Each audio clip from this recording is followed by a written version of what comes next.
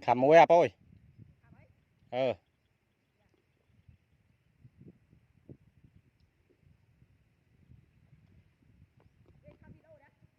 thọt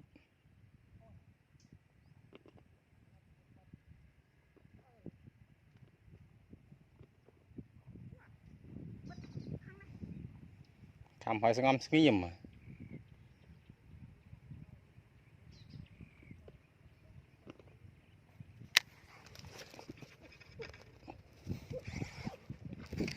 trâu mùi hơi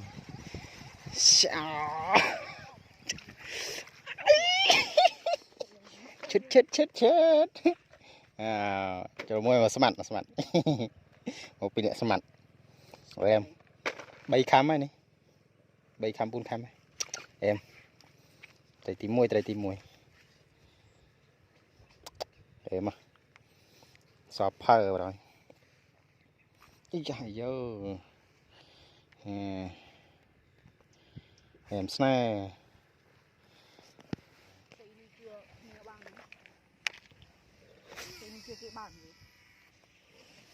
à nổ vào hả nuôi cách à trong cái nếp pì à qua lòng nó mùi cần đá mùi sọp tấuผมเปิดไตรcó phải bạn đó bạn đỏ này mà tây đỏ nghe rồi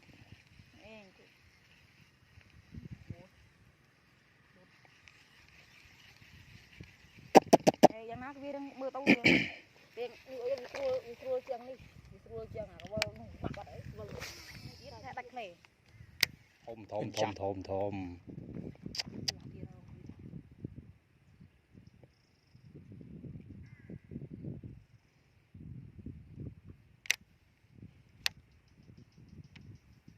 tao ấy chuối pi cái bao nhiêu pi kìa lột mùi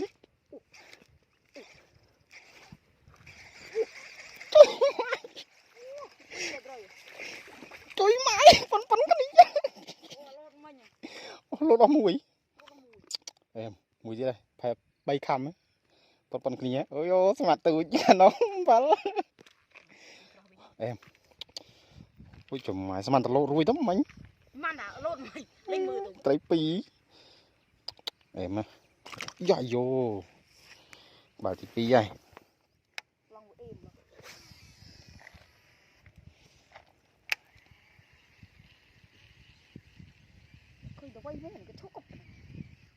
phải đã chọc thọc nòng cái tụng tôi cao này lư đã chọc thọc nòng vui khó hả lại tầm 10 nó có nó ui hợp tụa đánh thăm mình tại nà nó hả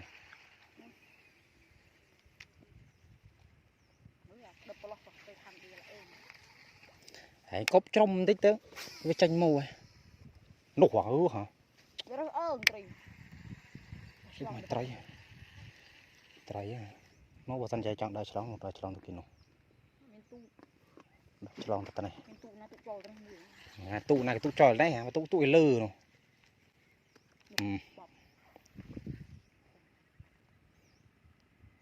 pon khné ở này trai tàu ấy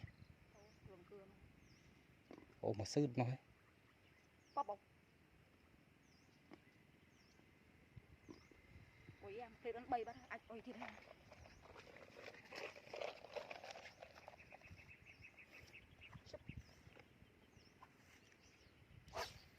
hót ô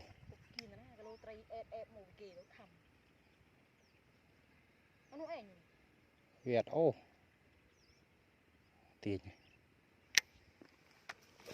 tiền chọc to cần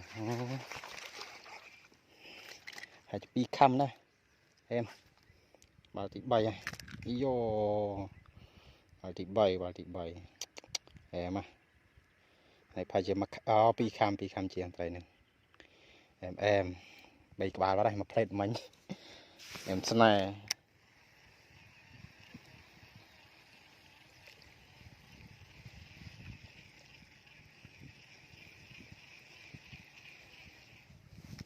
cột nó thôi cột cho một cái lấy smile cái lấy tay cột mun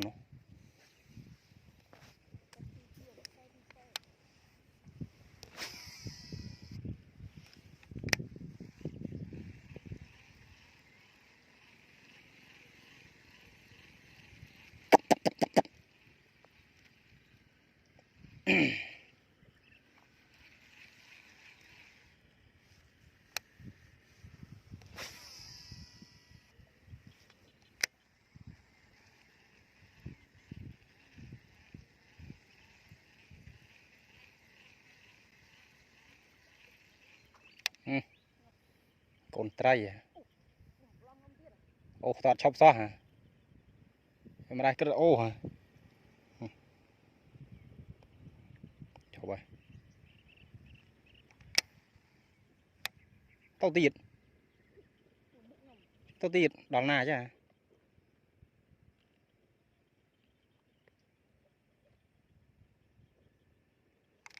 Vượt tao. Phù, nói.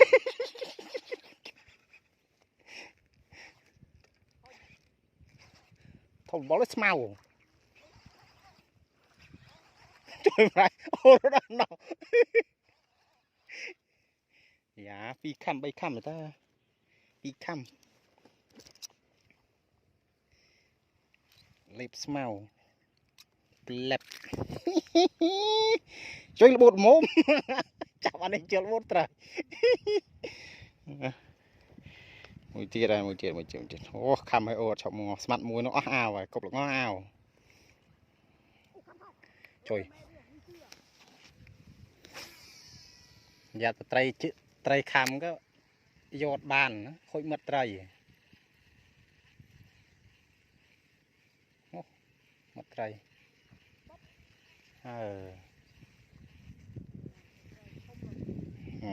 Bạn bạn mùi à. Lấy zoom tao ấy. Ồ, trai kì khăm nuôi chữ. Bỏ tăng bên miền ao nó đặt ảo ấy.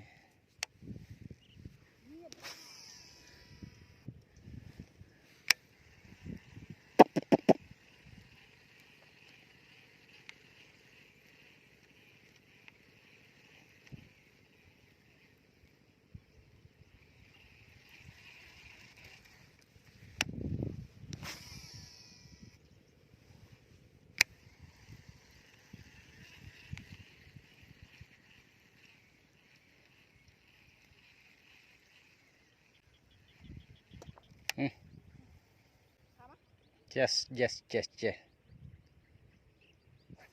Lắp lần đó là.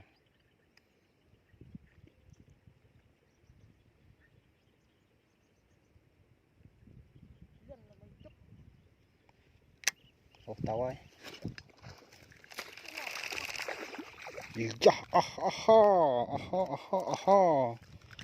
Hợp. Chập mượn. Nếu anh ấy chọn lệp anh. Chọn cái lệp play bật tốn không?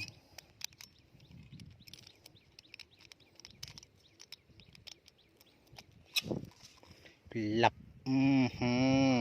Ý da. Bảy khăm gì đây. Em, cho một gì đây.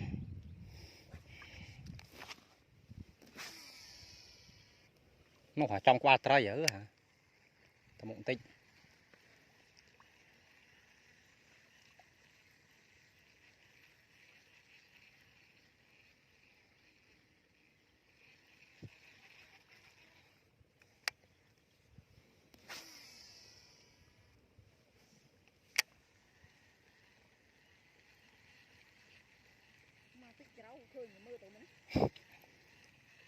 Tức bị trâu ta không rộn lại.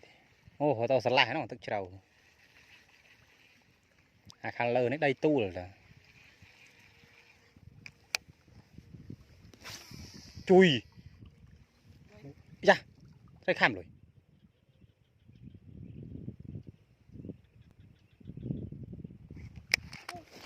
Chui mà rải ở hả? À, mùi này lột cục này là nghĩa mười này khai nó khuyết mùi. Trời mà rải ở chỗ chít mà lô mà nha. Khuyết nuôi nó đực. Chọ vô rồi. Ai xem ta tiện smao không ti nha.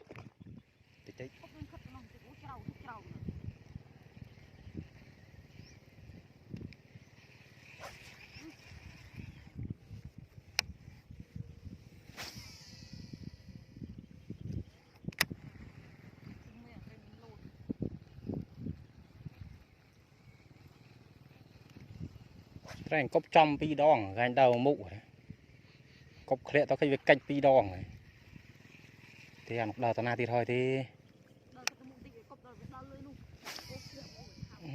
này tao đào nó đo mụ phăng anh tao này làm thì đây con trai ô tao ơi ô tao ơi ô tao ơi tao ơi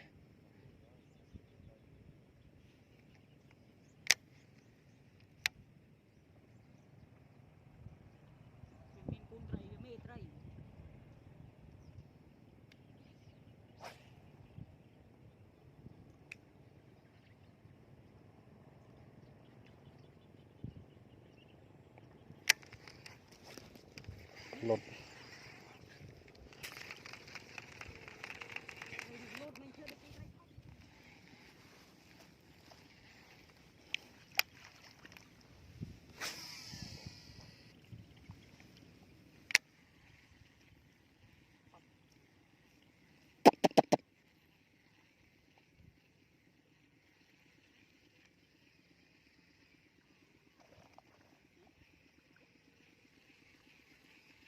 con cá nó bắt vi clay nó mình cướp con đã dạ dạ khẽ nó trong khăm rồi khẽ nuôi khăm tao ơi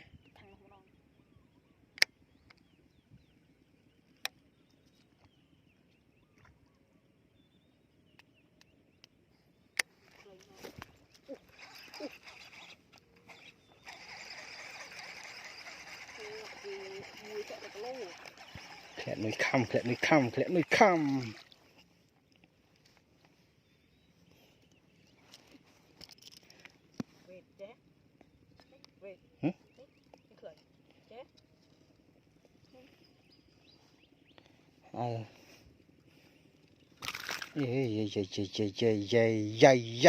dây ôi em snai kalau em snai rồi chơi bộ play kalau em snai mà cái tôi rạch ở linh em bày tham thế đây thiện nuôi tấp bư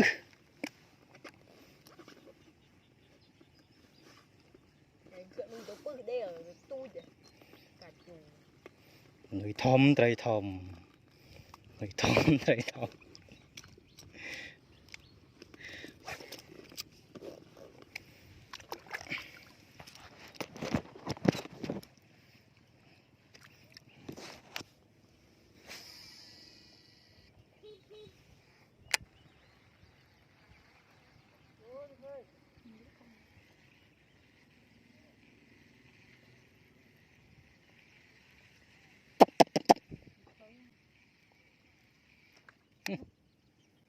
rồi mai lại tôi nghĩa mày đâu bằng có đai bằng có đai mình nói thôm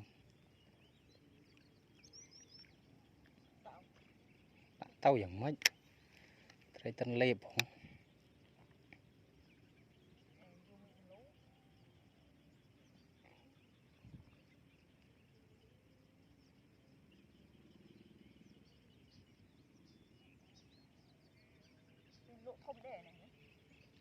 để khóa hả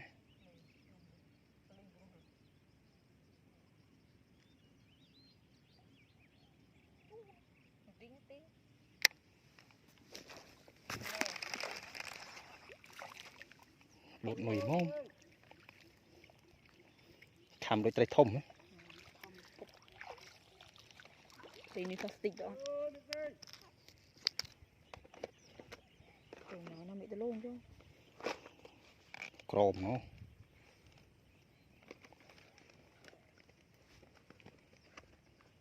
đi anh chân nạ trai vòng kìa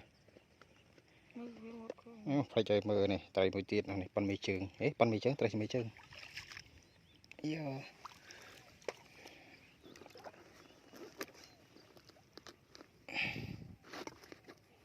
bông du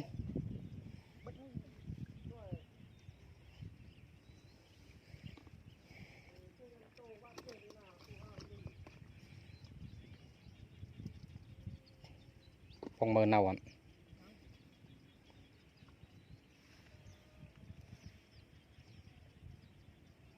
tàu mến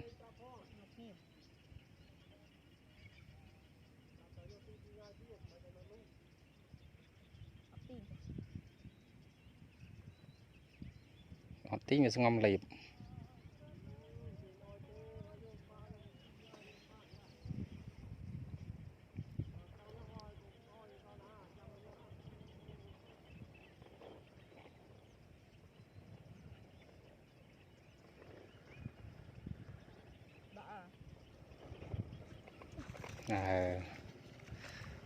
phân trai anh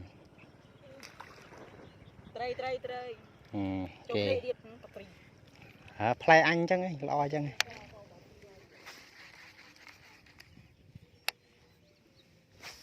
chụp ú cúp flop liền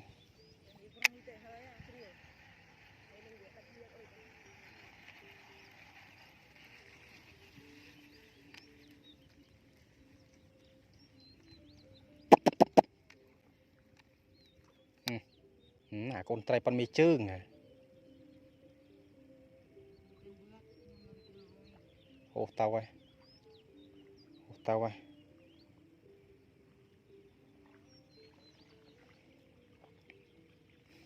lệp nuôi ruồi on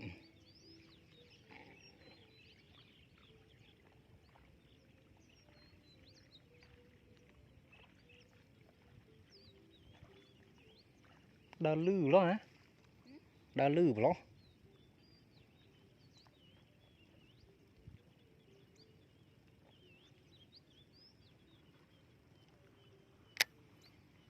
tiền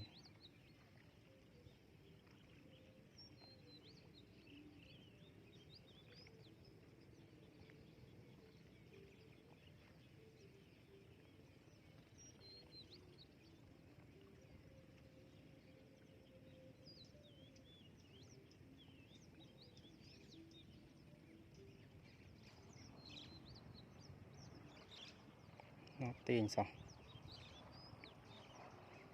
con trai túi bông ngang du tích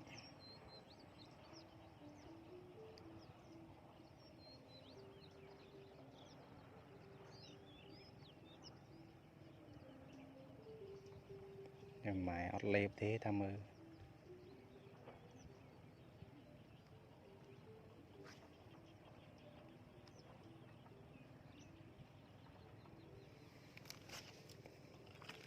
lút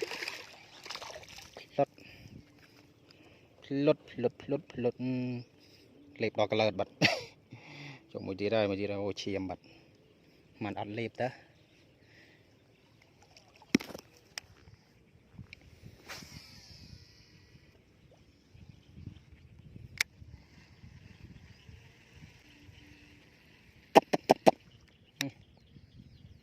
con trai khám tí ra con trai ô tàu à ô chốc sao hả việc sai rồi bạn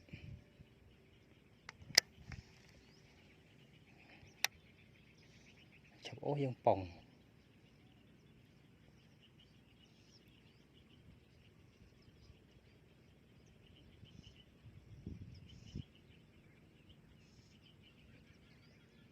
thằng bay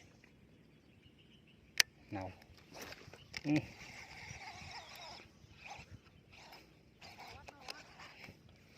ngon ô mua rồi này vinh rồi làm đạp ray này ai khinh nuôi vinh nó ăn vượt bật nuôi vinh là bạn ai ăn vượt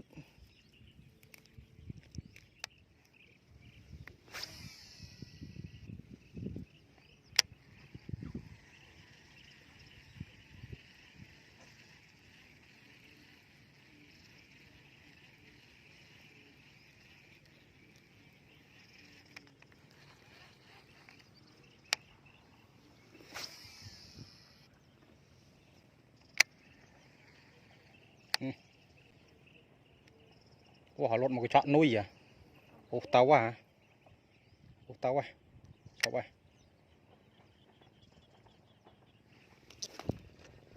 trời mạch thôm chỗ pray à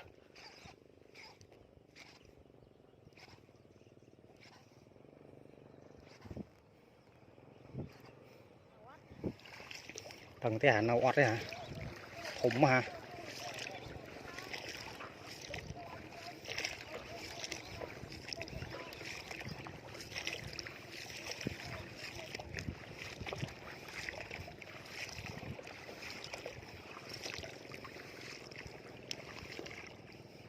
ô nào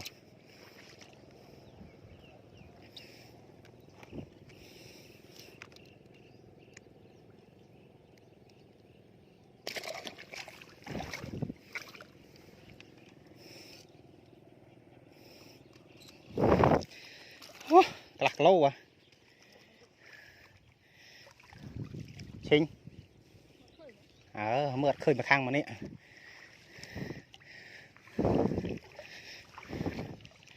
lạc lâu bay khăm buôn khăm phải buôn khăm châu mở ngày tết phiệp ngày lịch em snai em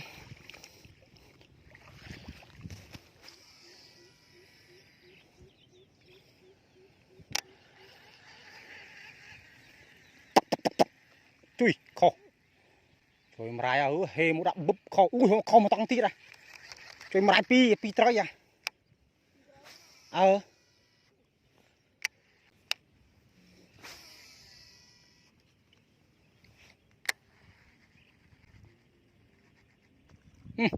rồi mà lốt cặp tràn rồi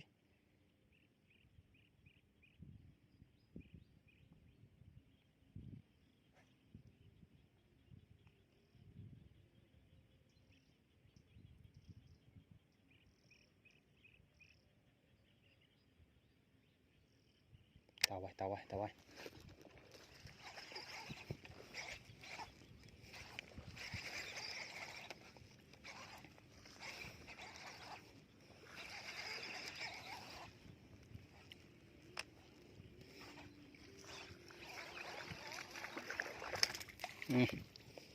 nó hỏa lép to cái lợt à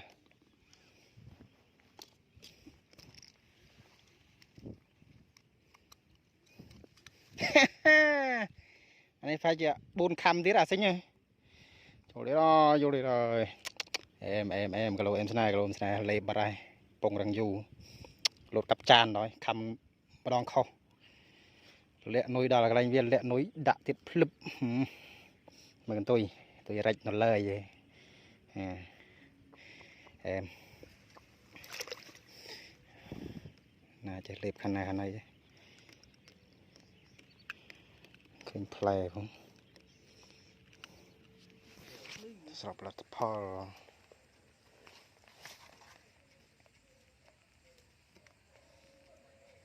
đọc ba chiang